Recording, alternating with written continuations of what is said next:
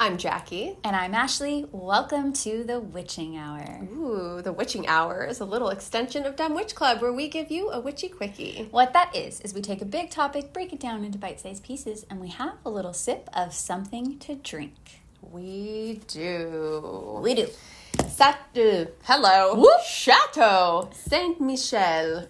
This is from Washington State's founding winery, which I just learned by reading the label right here. Fancy. Yes, this is a Sauvignon Blanc 2022. So this is located in like the Columbia Valley of Washington, which is where they have a lot of wineries. I think it's kind of like Napa, you know, like California. It's pretty. Ooh, it's nice and clear. I like that. That's a good sign for me for a Sauvignon Blanc. Same. The blancness of it. The blancness, it lives up to its name. Okay. Ooh, let's do a cheers. Cheers. Ooh. It smells sweeter than I would think. It's peppy. I like it. Not peppery. Peppy. Like pep. I like it. It's apple-y or something. Yeah, it's got that nice crisp green apple-ness that I love. Love. Oh, it's a little bit tart. Yeah, this is nice. It's very good. It's very good. Yeah. Not expensive. No.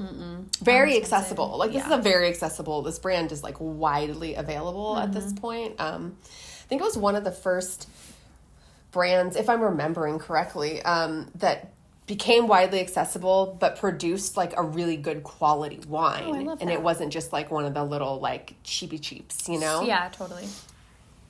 Since 1967, the dedicated winemakers, that's the founding winery in 1967? Transformed the finest grapes into some of the most spectacular wines in the world. Crisp, vibrant, and delicate in flavor, this Sauvignon Blanc brims with the cool freshness of citrus and herb that pair particularly well with light seafood and vegetable dishes. Okay. Yeah, it's all right. That's interesting. You're right. I mean, I guess maybe that region just wasn't really doing any of that until then, and they realized... It seems weird, though, because Pacific Northwest, I mean, you would think that they... Yeah, it's recent, but hey, they've done a great job. So it's enjoyable. Cheers, hats off. Okay. Why are you like this? Why are you like this? Why are you like this? Well, Gemini sun, Virgo moon. Eek. Yeah, I mean, I'm not like this because I'm not a Gemini sun, Virgo moon, but... No, neither am I, but somebody is. Many people are. Quite a few. So, yeah. Why Are You Like This is a little series that we started doing where we're going to take maybe more challenging or more opportunity-laden sun and moon placements. I love that. Yes. And we're going to kind of break it down. So, and the inspiration for the name and this at all is that sometimes you know somebody, you know their sun sign, and yet you see them acting in certain ways. Yes. And you're like, doesn't quite contextually match. I thought you were Gemini. Why are you like this? Yeah, exactly. Right? Mm-hmm. Yeah. Or other people are like, why are they like this? And they consult you because they think you're the astrology expert of everything. Yeah, so be the astrology expert by at least being able to say, maybe it's their moon sign energy that's coming into play. Yes. And we're going to talk today about what you might see if that combo is Gemini sun and Virgo moon. Yeah, this is quite the combination. Yeah, so we okay, so we have like a super airy air sign. Super airy. And then we have a super earthy earth sign. Very earthy. And these are just, yeah. That was so unhelpful. I basically just parroted exactly what you...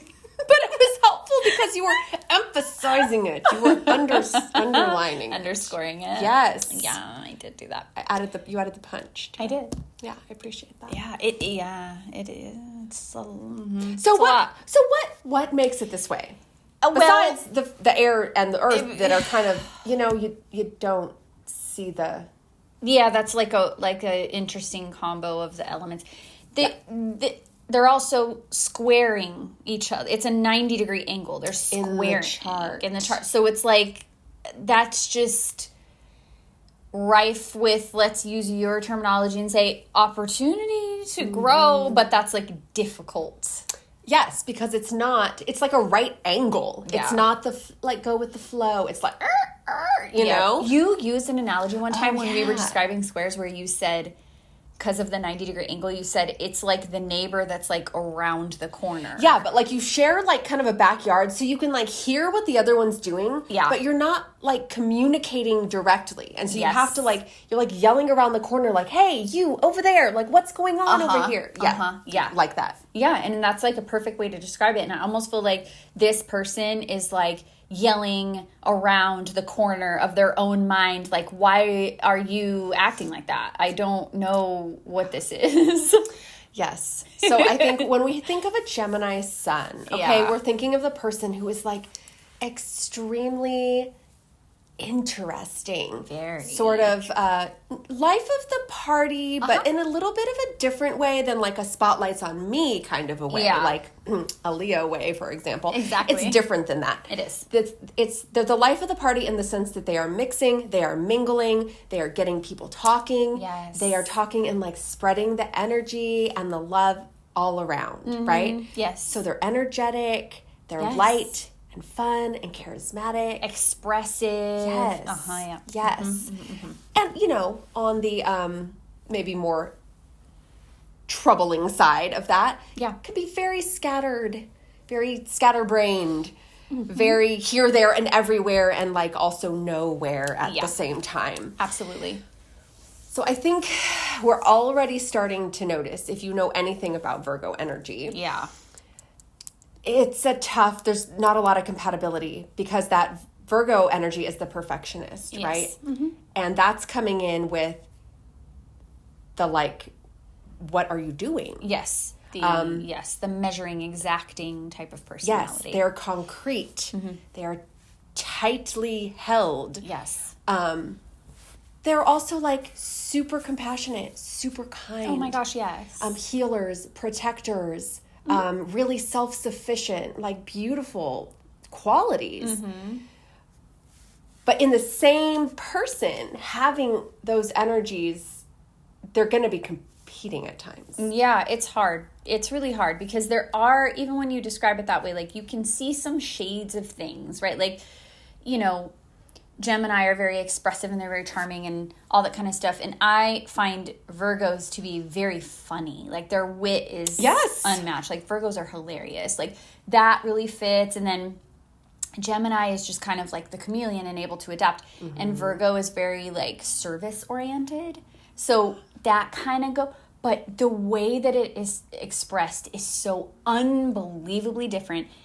And if you think about where the placements are, like this expressive, all that, being in the sun and being sort of that core, and then your emotions and intuition and stuff being that perfectionistic, kind of exacting, like analytical energy, they're probably like analyzing themselves and nitpicking everything they're doing constantly.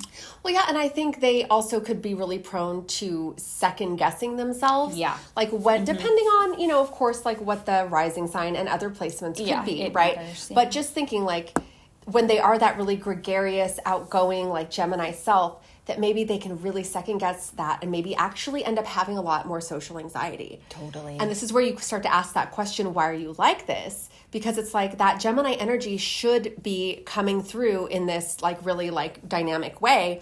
But maybe that Virgo moon kind of gets a little more self-conscious. Yeah. And gets a little more like, oh my God, that's too much. Yeah. And then that can cause, you know, maybe some more anxiety or social anxiety, which is going to look confusing or maybe even feel confusing. Yeah, I think feel and look confusing. I think all of that.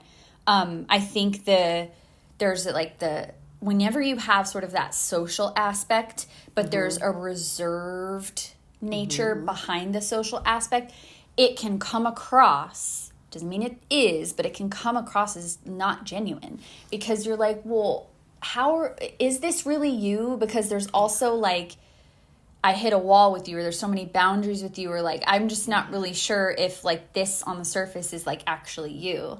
And it probably is, but it just because of the combination of the things, it can maybe look strange and people aren't quite sure. Yeah, because it kind of doesn't match. And then the other person is left with this, like, you know, incongruity that kind of feels like questionable, you know?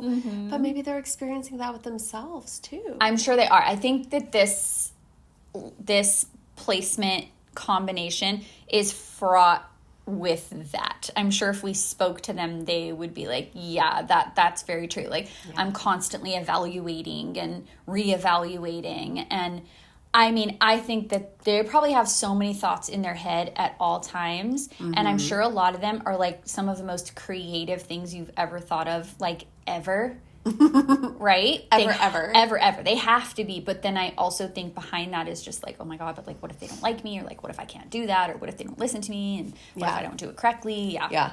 No, but I mean, on a more positive front, I would say I could see how, you know, Gemini being that sort of quintessential air sign is often, like I said, very scattered and kind of like up all over the place, like very energetic and kind of like frenetic almost. That Virgo Earth Moon can really be a grounding influence, which is really necessary and can be really maybe helpful in preventing them from kind of going too far, like over, you know, off the deep end, but not into the pool, just into the ether. Yes, correct. No, that's really valid. It probably prevents maybe the oversharing. Maybe and the like invasive questioning that they might be doing to you at a party when they just met you for 2 seconds and they're asking you like, do you have trauma, you know, something like that. It probably does prevent that from happening, which is pretty helpful. And I think also like because of the creativity and like there's so much Mercury happening here because both of them are ruled by Mercury, so which is such a great point. That's amazing. And I think that like both of those energies with that rulership, I feel like the Virgo side of that is bringing a structure to the unstructured. Yes. Like if you are able to really tap in emotionally and like pull that Virgo moon like in a healthy direction, I feel like it could really bring everything into more of a structure. Whatever works for that person, it's going to be something quirky, but something that works for them and can channel that creativity and that charm and stuff in a direction that will really like make them stand out and be unique. Absolutely, 100%. So I think, you know, and underneath the goal of this entire series, including this episode, is, you know, to like love on y'all that have this or that know somebody that has this or can just relate to it in any way. And to also just kind of get a little more, maybe make it more common that there's more nuance around the discussion of astrology. Yes. Because there's so much reliance on the sun sign. But just to always remember, there's more going on than that. Yes, and I think sometimes people feel like a real imposter syndrome sometimes with it because they'll share their sign and then people will say to them like, you don't seem like that, or I don't get that from you. And then they're like, oh my God, like, I guess I'm not like that. Like, why am I like this? Why am I like this? Yeah, why am I like this? This one is very, why am I like this? Yes, I know. I think so. But honestly, I think there actually is a lot of strength in this combination as well, and a lot of really amazing possibilities. I love it. I feel like I love it. I feel like I would love this person. I know. I can't think of anyone I know for sure that has this combo. I can't either. But I'm sure I've come across them, and I just didn't know it. So I'm sure we have. We have Geminis in our life. We do. I'm sure. I like how you said our life, not our lives. No, our life. Our life. It's our life. I know. You're right. That's right. Love it. Love it. And we love you. We love you, especially if you're a Gemini, Sun, Virgo, Moon. You're so cute. Also, tell us if we're right. Yeah, tell us. And if we're wrong, tear us apart. That's right. Cheers. Cheers.